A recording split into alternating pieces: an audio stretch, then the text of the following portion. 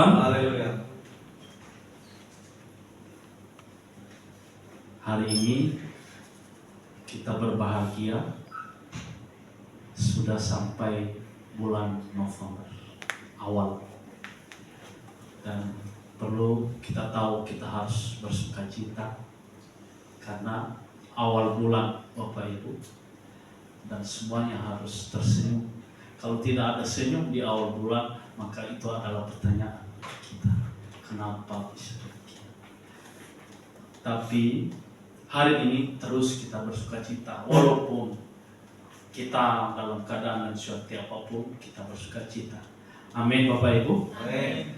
Bapak Ibu yang terkasih, mari kita langsung saja kita membaca firman Tuhan. Kita terus belajar agar kita dalam hari-hari hidup kita akan terus berbahagia dan menantikan kedatangan Yesus yang kedua kali. Mari kita membaca firman Tuhan dari 2 Petrus 3 ayat 10 dan 11. Saya ulang kembali, 2 Petrus pasalnya yang ketiga ayat 10 dan 11. Ada amin? Baik. Karena itu kalau sudah, mari kita bersama-sama membacanya dalam hitungan yang ketiga. 1, 2, iya. Tetapi hari Tuhan akan tiba seperti pencuri. Pada hari itu langit akan lenyap dengan gemuruh yang dahsyat, dan unsur-unsur dunia akan hangus dalam nyala api, dan bumi dan segala yang ada di atasnya akan hilang lenyap. Jadi jika segala sesuatu ini akan hancur secara demikian, betapa suci dan salehnya kamu harus hidup. Bapak Ibu yang terkasih, ini adalah firman Tuhan yang ditulis oleh Petrus yang kedua. Kita diajarkan dan diingatkan kembali pada hari-hari hidup ini. Kalau kita melihat, dan sering sekali saya memperhatikan Bapak Ibu, yang saya perhatikanlah bukan orang-orang yang tidak mengenal Kristus, tetapi yang saya perhatikan adalah saya sendiri dan orang-orang yang sudah percaya kepada Kristus. Bukan berarti kita membandingkan diri dengan mereka, bagaimana sikap, bagaimana perbuatan kehidupan yang mereka lakukan. Dan ini semua pada dasarnya saya lihat, bukan berarti saya yang ada di hadapan saudara ini hari ini terlalu suci dan kudus dan sudah berbuat yang terbaik. Tidak. Tetapi ada banyak yang saya lihat mungkin sudah lupa anugerah Allah dalam hidup kita. Firman Tuhan yang disampaikan saat ini kepada kita mengingatkan kita, tetapi hari Tuhan akan tiba seperti pencuri. Pada hari itu langit akan lenyap dengan gemuruh yang dahsyat, dan unsur-unsur dunia akan hangus dalam nyala api, dan bumi dan segala yang ada di atasnya akan hilang lenyap. Ini eskatologi, harus belajar eskatologi. Kalau Pak Gembala udah jagonya eskatologi. Jadi kan waktu kita di kemarin di gereja FIP yang lalu yang disampaikan oleh Pak Gembala, dan ini akan terus mengingatkan kita, jangan terlena hidup ini. Karena kedatangan Allah sama seperti pencuri, dia nggak bilang, oh aku datang. Kalau kita lihat dari kejadian atau perjanjian lama yang tertulis, habisnya orang-orang saat itu adalah di air bah, mati oleh air bah. Dan hari ini adalah dituliskan bahwa ada api yang akan menghanguskan dunia ini. Pernah nggak berpikir dan kita merenung firman ini, apa api itu yang akan datang menghanguskan dunia? sudah terjadi air bah, dan sekarang adalah api. Air dan api. Betapa susahnya, mungkin lebih dahsyatnya dari air bah dibandingkan hari yang akan datang yang akan menghanguskan dunia. Bapak Ibu, kalau kita terus belajar dan melihat situasi kondisi yang ada hari-hari ini, saya kan suka membaca berita-berita dari luar atau terlebih dalam negara kita, negeri ini. Tetapi seringkali terjadi hari-hari ini adalah kita membaca kejadian yang ada di Timur Tengah sana. Bukan semakin reda, tetapi ini akan semakin bertambah, naik derajat sampai ke atas. Dan ini adalah dapat kenapa bisa terjadi ketika kita merenung.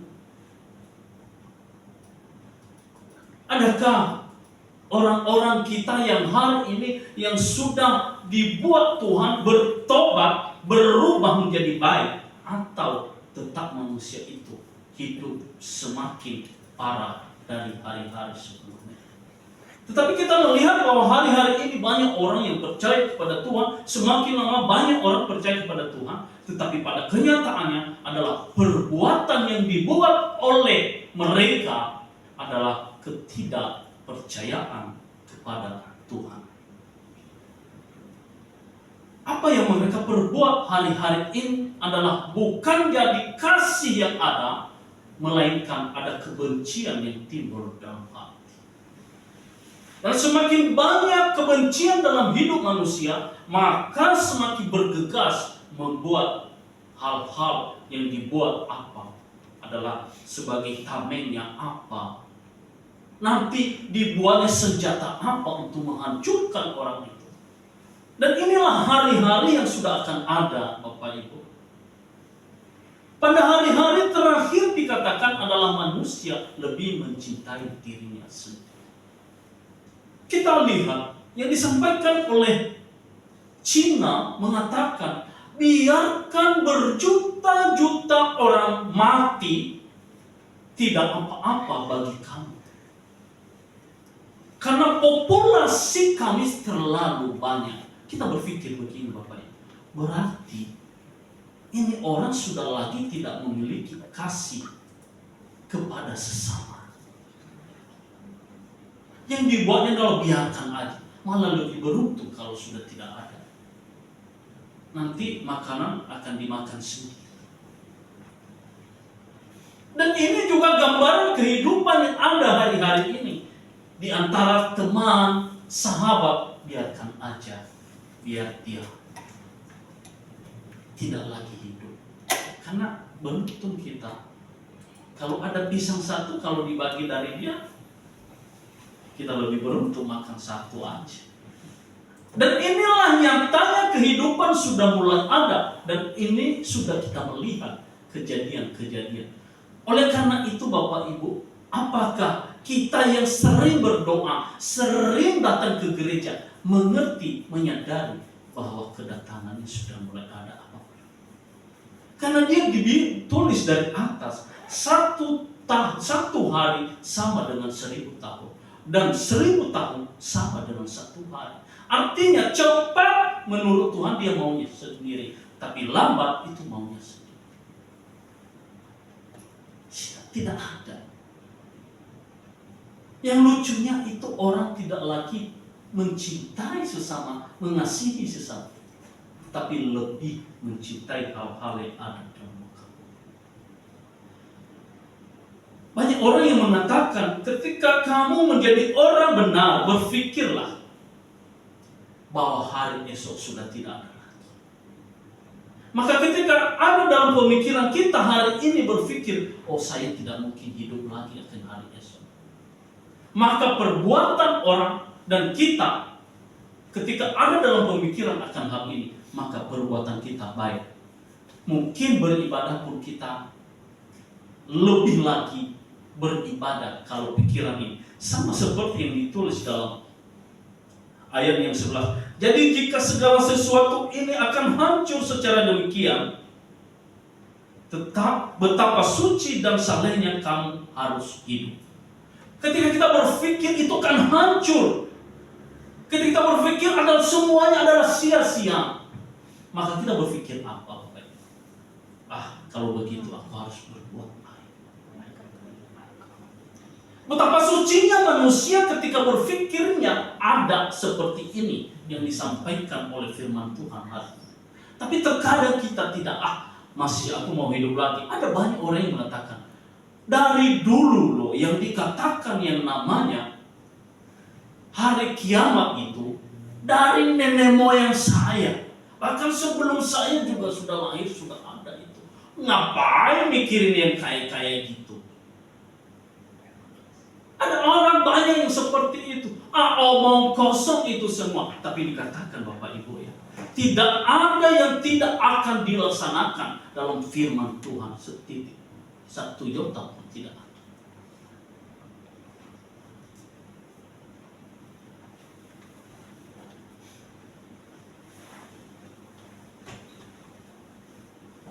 Hari-hari ini mari kita mengingatkan hidup kita yang mungkin kita mabuk oleh kekayaan, mabuk oleh harta yang sudah ada.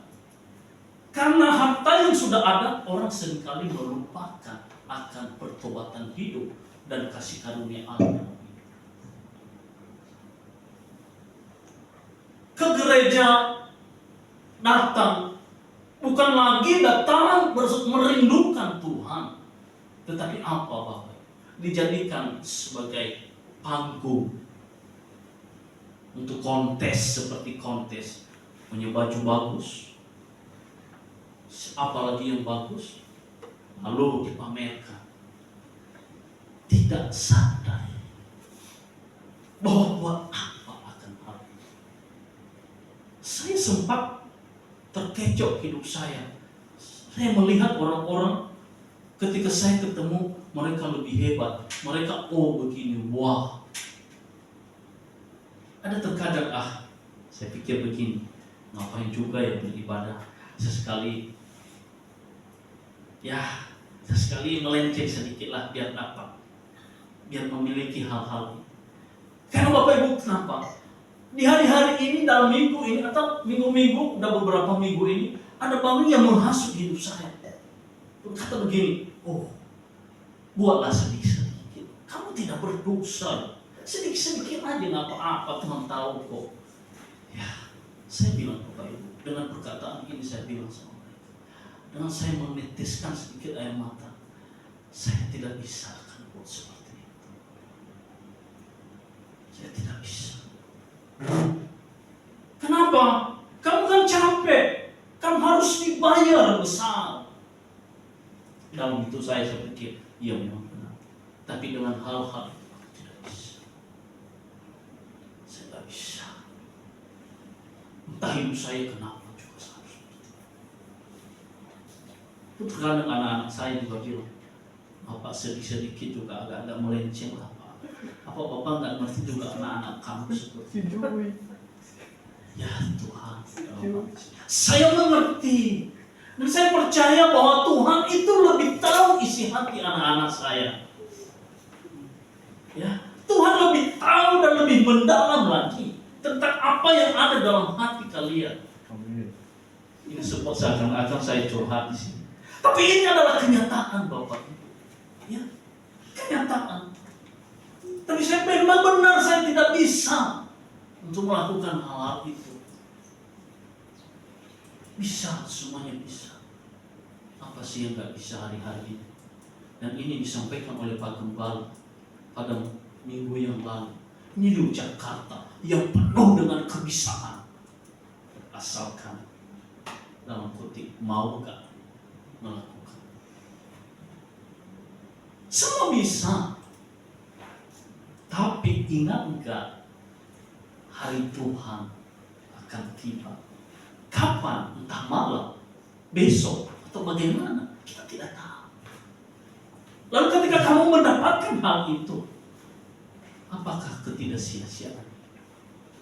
Iman yang sudah dibangun dan ditumbuhkan dan diberikan oleh Tuhan kepadamu, lalu kamu sia-siakan begitu saja. Hanya oleh karena kasihan, hanya oleh karena melihat, oh begini keluarga harus.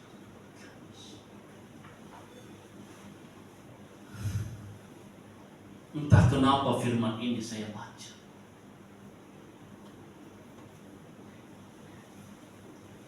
Tapi ini mungkin roh Tuhan akan bekerja mengingatkan kita semua. Jangan terlena hari-hari ini. Karena kita tidak tahu Bapak Ibu. Sudah mulai peperangan itu. Dan satu bom aja keluar sampai ke Indonesia ini. Akan jalannya beda apa yang kita. Saya membaca tadi di Yordania, mereka tidak lagi tidur di rumah mereka. Mereka tidur di jalan karena mereka takut serangan yang dibuat oleh Israel. Saya merasa, Tuhan, betapa susahnya hidup mereka. Sama seperti waktu ada gempa di Nias. Orang-orang Nias tidak tidur di rumah mereka. Yang mahal-mahal, yang mewah-mewah. Yang kasur-kasur bagus. Ya. Tapi mereka di mana? Di luar, di jalan. Mereka tidak tidur di dalam. Kenapa? Ada gempa. Ketika gempa itu ada, lalu kalau gimana? Kalau seandainya runtuh rumah itu, dan itulah bayangan kita. Betapa sedihnya, betapa menderitanya hidup mereka. Lalu kita bisa nggak merasakan? Kita tidak tahu besok kapan. Kita tidak tahu. Sama seperti yang disampaikan oleh presiden yang baru kita. Apa gunanya saya membangun semuanya yang ada dalam negeri, tetapi pertahanan Indonesia tidak ada? Ya saya suka juga, karena dia kenal memang orang-orang ya militer. Nanti di Indonesia mungkin diadakan yang namanya wajib militer. Nanti ibu-ibu harus belajar karate. Dan kalau yang sudah belajar ya gampang begitu. Tapi kalau yang memulai susah sedikit ya Bapak. Kenapa? Harus menangkis. Harus ada mempertahankan diri dari serangan-serangan yang ada. Karena itu Bapak Ibu, ini juga kita harus. Bukan seperti itu yang disampaikan dalam firman Tuhan.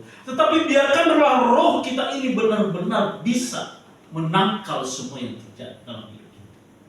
Siapkan hati. Teguhkan hati kita.